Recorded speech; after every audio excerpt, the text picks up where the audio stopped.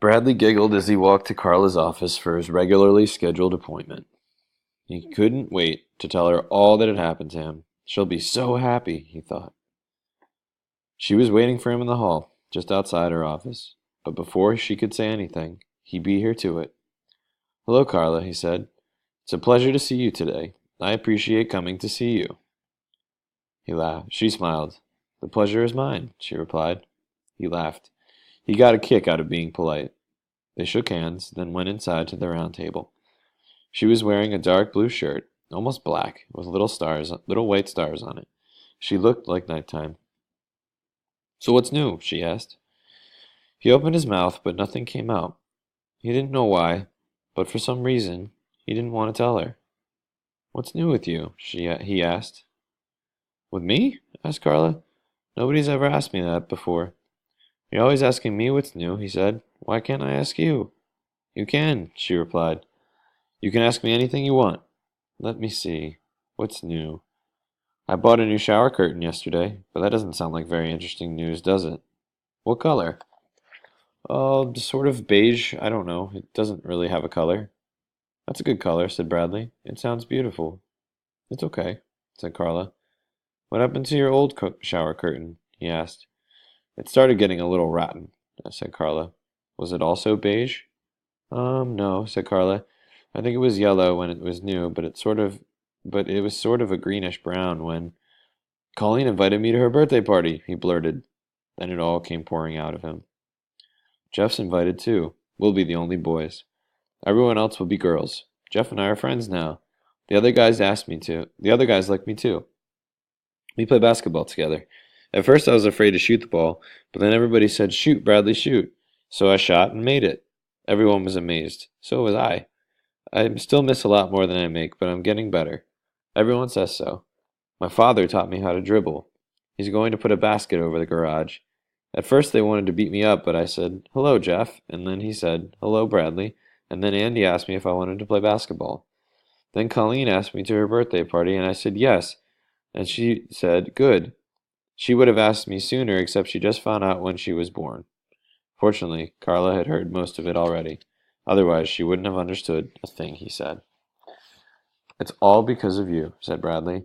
You did it, Bradley, not me. It was your magic book. My book? What's it got to do with... Bradley, what's wrong? He was crying. One second he was beaming about her magic book, and the next he was sobbing and shaking all over. Bradley? He covered his face with his hands. Tears spilled out of his eyes. What is it? Carla asked. What happened? He shook his head. Carla rose from the table, got a box of tissues, and placed it in front of him. He pulled out a tissue, but didn't use it. I've never been to a birthday party, he blubbered. Then he hiccuped. Not a real one, where other kids are there. He hiccuped again, then blew his nose. A long time ago, when I was in third grade, I went to one. But then they made me go home because I sat on the cake. Well, you're a lot smarter now than you were when you were in third grade, said Carla. But I don't remember what to do, Bradley whined. Do I have to bring my own chair? Why would you have to bring your own chair? For musical chairs, that's why I sat on the cake. I got mad because there was no place to sit, he sniffled. Will there be ice cream? Don't you like ice cream? What if they don't have enough for me? What if they only have enough for everybody else? And what about Pin the Tail on the donkey? You don't have to bring your own donkey, said Carla. He laughed through his tears. But what if I stick it in a bad place? You want to know what I think? Asked Carla. I think you're a little overwhelmed by all that has happened to you. It scared you. You think you're Cinderella. Cinderella? He repeated, and laughed again.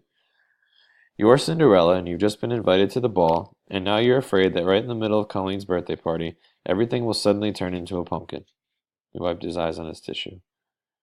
You're afraid that all the good things that happened will suddenly disappear. You're afraid everyone will suddenly stop liking you. But this isn't a fairy tale, Bradley. Your friends like you for who you are. My book wasn't magic. The magic is in you. Do I have to bring her a present? He asked. You don't have to do anything, said Carla. But it's a nice thing to do, don't you think? Colleen invited you to her birthday party because she likes you, and you gave her a present because you like her and because you want to help her celebrate her birthday. What should I get her? Should I get her a doll? Is that what girls like? I don't know. Everyone likes different things. Give her something you like. If you like it, then she probably will too. Give her a gift from the heart. How about a shower curtain? He asked. If it comes from the heart, said Carla. He smiled.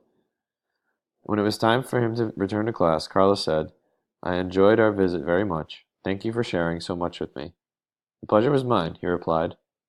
He had been waiting to say that.